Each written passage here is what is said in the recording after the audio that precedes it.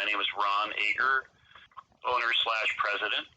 So we have a locked door method and still do, and so people have to call us either before they come or call us from the parking lot. And when they get here, they drop their keys in the slot in the door, and we go out with Clorox wipes and wipe every surface that could be touched. And then we do the same when the car goes back out. And yeah, so as soon as we know what needs to happen on the car, then we call them, and that's kind of normal.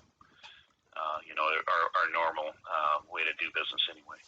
So I would say that the first 2 weeks of April was down about maybe 60%, and then by the time we got to the end of April, the total was down about 40%. So 1st of May profits were about 40% lower than they normally should be.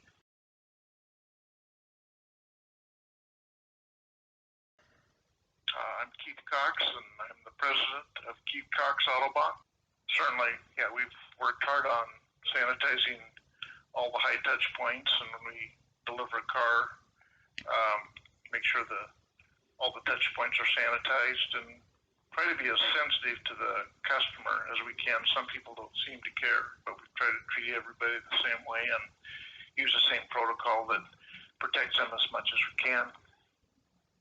Well, it's a blessing, actually, to be able to keep my business open. I think of those who don't have that same privilege, and just boggles my mind what an economic devastation the stay-at-home order has created. So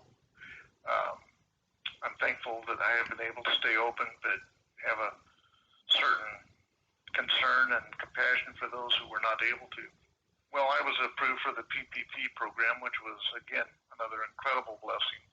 It's my taxes that have to pay for it, and your taxes have to pay for it, so it's not free, but at the same time has allowed us to continue some services that we wouldn't have been able to otherwise.